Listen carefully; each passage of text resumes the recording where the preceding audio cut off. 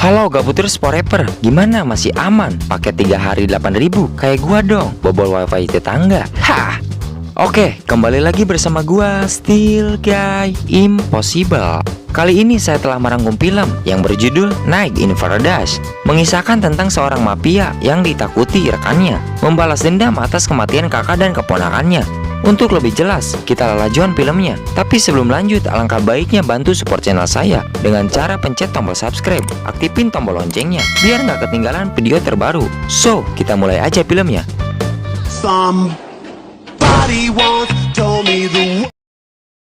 Awal film menampilkan seorang mafia yang bernama Taegu, tangan kanan kepercayaan bos Presiden Yang. Disegani oleh rekan-rekannya, kiprahnya di dunia kriminal membuatnya dipercaya menangani sejumlah proyek besar. Dia selalu mewakili bosnya untuk acara penting. Dia juga ditawari kesempatan untuk pindah geng yang dipimpin oleh ketua Doh. Tetapi si Taegu menolak tawaran tersebut karena alasan loyalitas tanpa pamrih. Berpindah ke rumah sakit, terlihat wanita yang membawa anak kecil, kakaknya si Taegu yang bernama Jae Kyung, yang sedang sakit keras, dan keponakannya yang bernama Jien. Kakaknya meminta dia berhenti dari pekerjaan tersebut. Si Taegu sudah memikirkan dan akan berhenti dari pekerjaannya. Dia memberikan kado sebuah iPad pada ponakannya karena hari ini ulang tahun. Terlihat keceriaan di antara mereka bertiga sebagai keluarga. Kakak dan keponakannya pergi ke rumah diantar menggunakan mobil. Sedangkan si Taegu mengambil obat kakaknya dan berniat untuk mendonorkan organ kepada kakaknya. Namun dokter mengatakan bahwa serangkaian hasil tes tidak ada kecocokan. Dia menunggu antrian obat. Si Taegu mendapat telepon dari kakaknya. Namun saat pembicaraan, suara kakaknya tiba-tiba menghilang. Saat jalan pulang, dia melihat mobil yang dinaiki kakak dan keponakannya sudah hancur. Kado pemberiannya pun tergeletak di aspal. Saat acara pemakaman, bosnya si Taegu datang dan mengucapkan turut bela sungkawa atas kematian kakak dan keponakannya. Bosnya mengatakan bahwa ini adalah tindakan yang menjijikan. Urusan organisasi dilampiaskan ke keluarga. Si Taegu mengira bahwa ini ulah dari geng lawannya yang meminta dia untuk bergabung, namun ditolak. Dan karena motif sakit hati membalas dendam kepada keluarganya. Lalu si Taegu meminta kepada bosnya untuk diizinkan bertemu pimpinan Doh dan membalaskan dendam atas kematian keluarganya. Singkat cerita, si Taegu menemui pimpinan Doh di pemandian air hangat. Sebelum balas dendam, si Taegu sempat ngobrol dan meminta untuk membilas tubuhnya.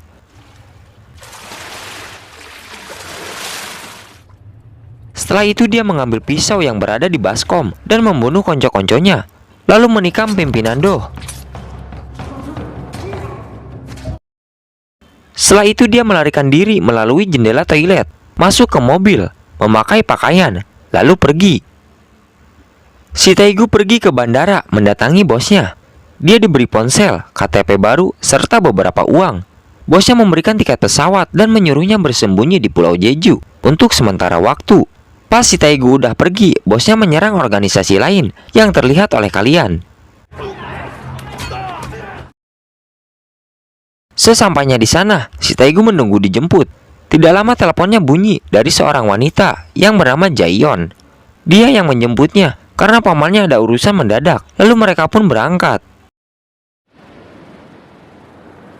Beralih ke si kakek tua, penjual senjata yang bernama Kuto. Dia adalah paman si Jaeyeon. Dia juga pernah tergabung dalam organisasi kriminal di Rusia yang disegani, sedang melakukan transaksi dengan para mafia Korea dan Rusia.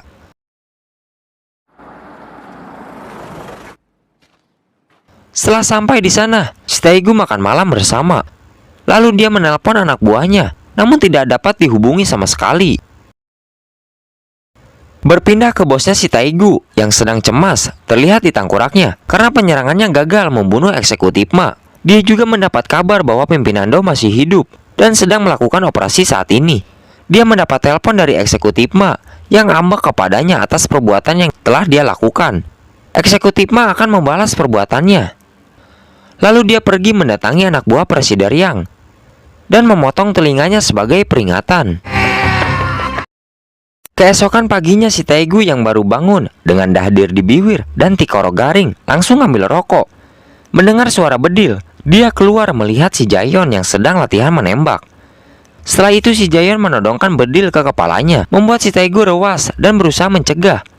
Namun ternyata pelurunya habis dan itu sudah diperhitungkan oleh si Jaehyun. Berpindah ke Presiden Yang, bosnya si Taegu, yang sedang menunggu seseorang. Terlihat keeng di raut tengkoraknya. Tidak lama datang mobil yang ternyata itu adalah si Eman.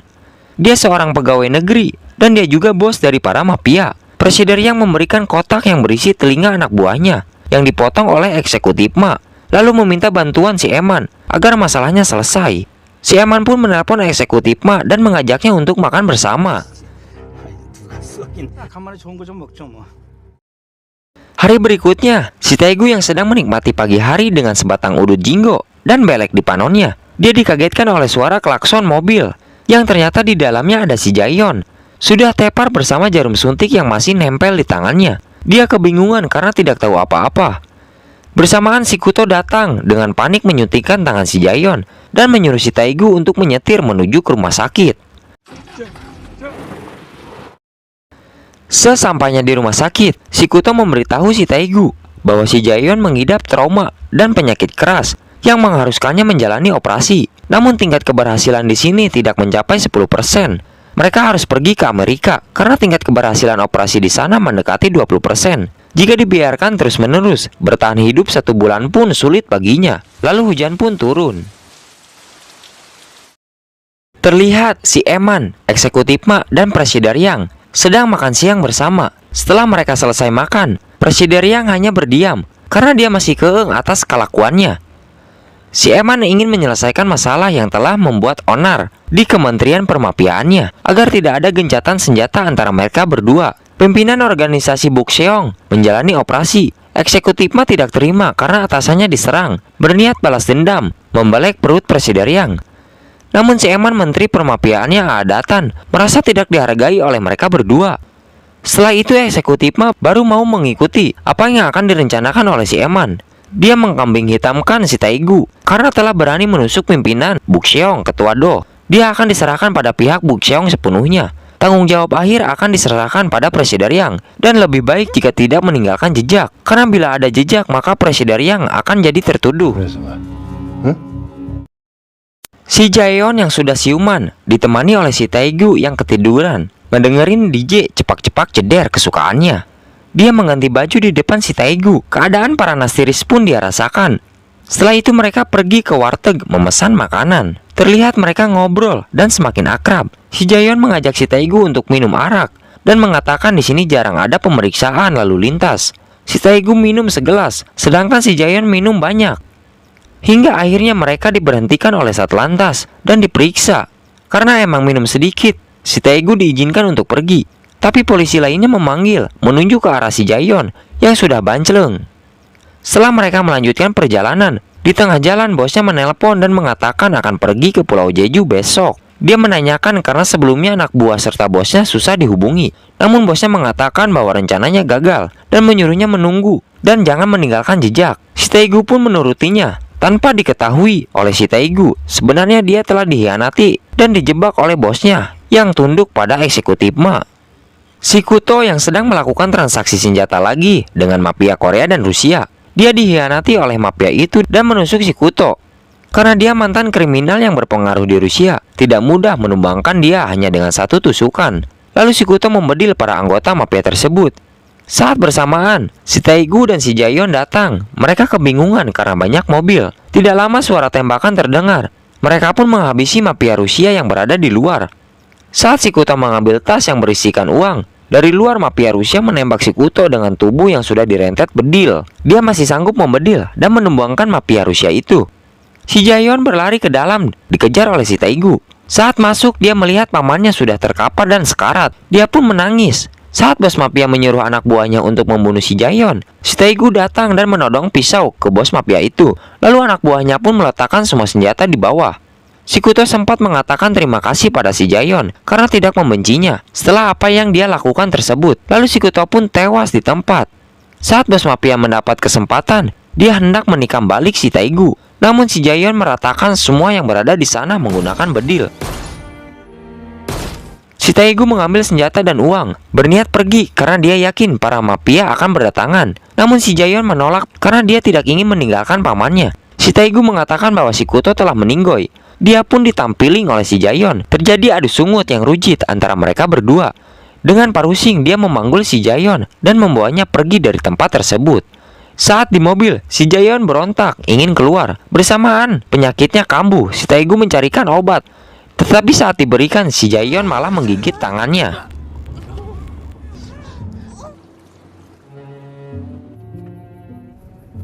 Saat malam mereka berdua pergi ke penginapan. Sesampainya di sana, ternyata pemilik penginapan kenal dekat dengan si Jaehyun dan pamannya. Si Taegu sedang duduk nyorangan menikmati sebotol arak dan sebatang udut garpit. Datang si Jaehyun tanpa basa-basi langsung ditotor. Si Taegu menanyakan apa si Jaehyun baik-baik saja. Lalu dijawab, "Belemoh, menurutmu aku baik-baik saja?" Lalu si Taegu mengatakan tidak. Dia berbicara bahwa dia benci kepada orang yang menanyakan hal tersebut, padahal dia sudah tahu. Lalu si Jaehyun menanyakan balik, apa si Taegu baik-baik saja? Sambil mengangkat tangannya, si Taegu mengatakan, "Menurutmu aku baik-baik saja?" Dia menjawab tidak, membalikan ucapan si Jaehyun. Dia membenci orang yang menanyakan hal tersebut, padahal sudah tahu keadaannya. Lalu mereka pergi ke kamar untuk tidur. Si Taegu menyiapkan minum dan obat untuk si Jaehyun. Saat akan pergi, si Jaehyun mengatakan, bila ingin tidur bersama tidak apa-apa. Lagi pula dia sebentar lagi akan meninggoy. Dia mengatakan bahwa dia bukan cowok gampangan yang mau tidur dengan sembarang wanita. Lalu dia pergi ke kamar sebelah sambil menikmati udut dan beberapa botol arak. Keesokan harinya, si Taegu sudah bangun, menerima telepon dari bosnya. Dalam pembicaraan mengatakan bahwa bosnya sampai hari ini, meminta untuk dijemput di bandara. Si Jaehyun yang baru bangun lalu ke bawah. Dia diajak pergi untuk mencari makan menggunakan motor. Setelah sampai, mereka di warteg langganan si Jaehyun. Dan di sana si Jaehyun menanyakan, apakah dia akan memakan itu? Si Taegu menjawab iya, karena kata si Jaehyun rasanya tidak akan terlupakan sampai mati.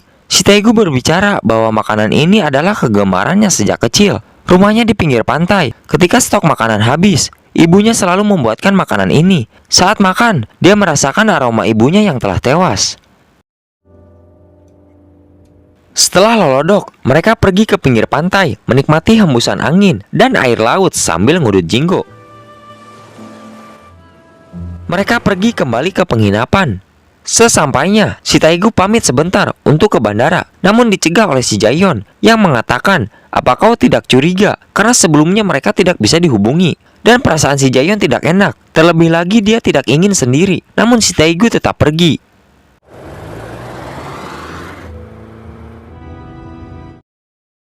Sesampainya di bandara, si Taegu melihat sekelompok orang yang berpakaian jas. Lalu dia mendapat telepon dari anak buahnya yang mengatakan bahwa Presiden Yang telah mengkhianati dan menjual dia serta anak buahnya.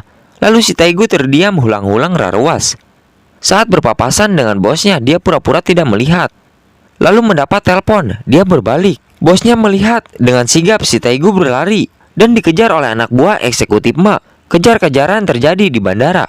Sedikit pertarungan yang tidak bisa dihindari. Hingga akhirnya si Taegu berhasil masuk ke mobilnya dan pergi. Anak buah eksekutif Ma mengejar si Taegu, berlangsung sampai di jalan raya. Dia dipepet di bahu jalan. Berusaha sebisa mungkin untuk lolos. Tidak lama dari belakang datang mobil yang mengakibatkan dia dipepet dari semua sisi. Dengan sedikit otak, dia berhasil menumbangkan salah satu mobil musuh. Tapi naas, dari belakang dia ditabrak hingga membuat kepalanya bersimpah darah. Anak buah eksekutif Ma turun dan berusaha menyeret si Taegu keluar. Namun karena dia mafia yang memiliki jabatan di gengnya, berhasil melawan dan menumbangkan setengah dari mereka. Dia menyandra salah satu dari mereka dan berjalan mundur. Dari belakang terdengar suara sirine polisi yang membuat dia berlari masuk ke mobil. Anak buah eksekutif Ma berhamburan melarikan diri. Eksekutif Ma dan Presiden Yang. Lalu anak buahnya yang mengatakan bahwa si Taegu berhasil lolos. Eksekutif Ma ngababuk Presiden Yang hingga hidungnya berdarah. Presiden Yang mengatakan ada satu cara untuk mendapatkan si Taegu dengan memperalat konco-konconya. Dan eksekutif Ma sangat jijik karena otaknya begitu jahat. Si Taegu yang sudah sampai di tempat penginapan mencari si Jaehyun. Ternyata sudah tidak ada. Dia bertanya pada si Amang pemilik penginapan yang mengatakan bahwa si Jaehyun pergi meminjam mobilnya kembali ke rumah. Si Taegu menelpon sambil gogorowokan teka hati untuk meminta si Jaehyun kembali secepatnya. Namun si Jaehyun heras babatok dan mengatakan hanya mengecek sebentar dan tetap masuk ke dalam. Si Taegu bergegas pergi ke sana. Di perjalanan dia mendapat telepon dari bosnya yang memintanya untuk datang kemari. Teleponnya diambil oleh eksekutif Ma dan diancam untuk datang ke sana. Jika tidak, anak buah serta si Jaehyun akan mati.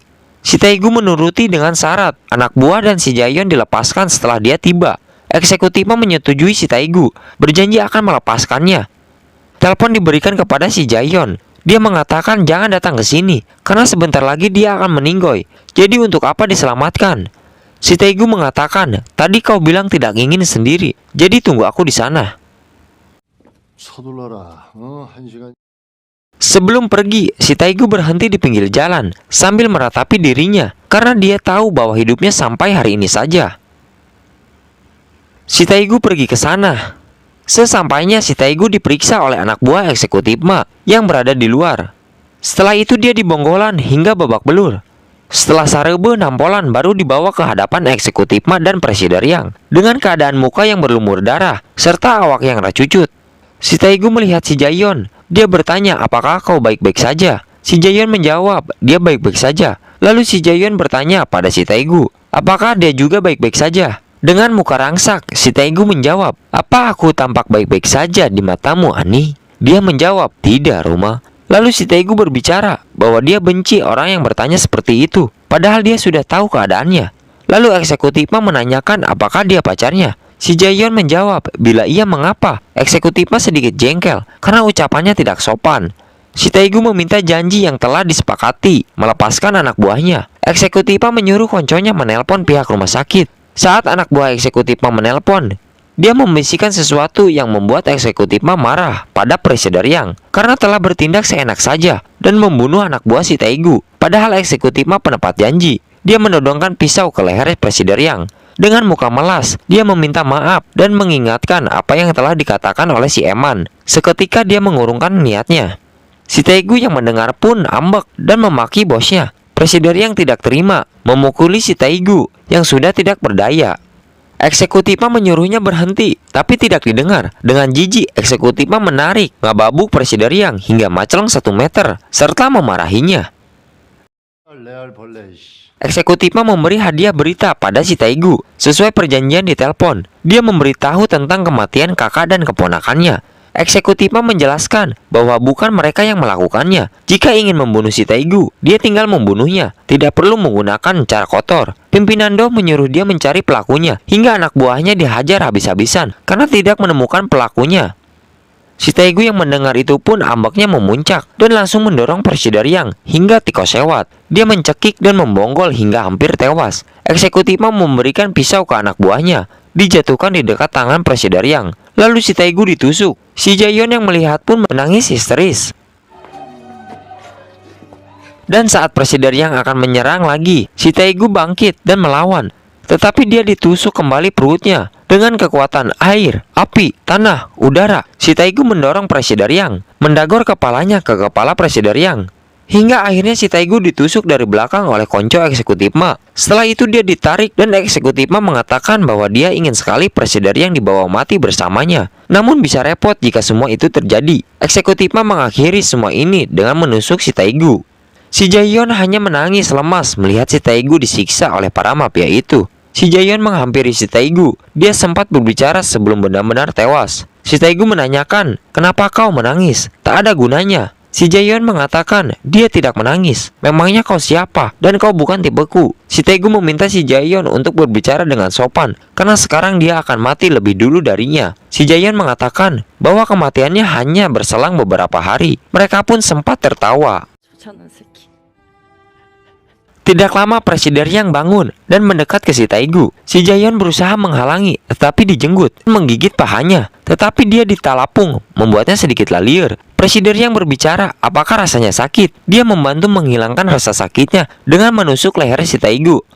Si Jaehyun dengan lemas mendekat dan duduk, menutup mata si Taegu. Lalu eksekutif Ma menyuruh untuk membereskan semuanya.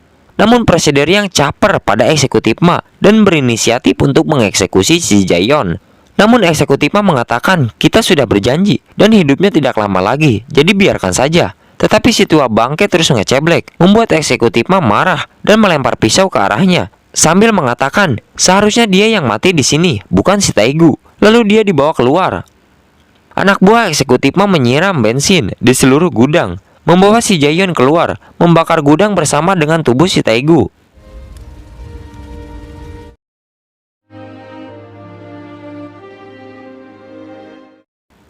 Keesokan paginya, si Jaehyun menelpon seseorang mendapat informasi tentang restoran yang dikunjungi para mafia yang telah menewaskan pamannya dan si Taegu. Dia pergi menggunakan motor tua kesayangannya. Sesampai di sana, si Jaehyun masuk ke restoran, membawa tas dan mengunci pintu. Dia dihampiri oleh konco eksekutif Ma dan dilecehkan. Lalu dia menodongkan bedil ke lehernya dan menembak semua orang di sana.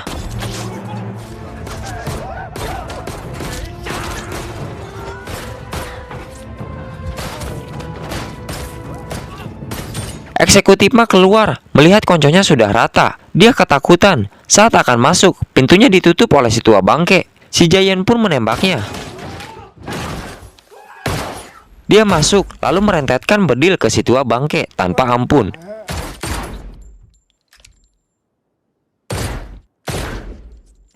Setelah itu si Jaehyun pergi menuju ke pinggir pantai, tempat dia dan si Taegu rehat setelah lolodok. Sambil mendengarkan musik DJ cepak-cepak ceder, dari belakang polisi datang. Si Jaehyun menodongkan pistol ke kepalanya dan dor. Film pun tamat. Ending yang sangat mengemankan. Pesan yang bisa diambil dari film ini, sebrutal-brutalnya laki-laki, dia pasti menjaga keluarganya sebaik mungkin dan sebisa mungkin. Jadi jangan menilai laki-laki dari apa yang kalian lihat. Iya. Sekian, gua Banggai mengucapkan happy nice day. See you next time. Di video selanjutnya akan kita edanin kalau Allah meridhoi, insya Allah. See you cerita 15.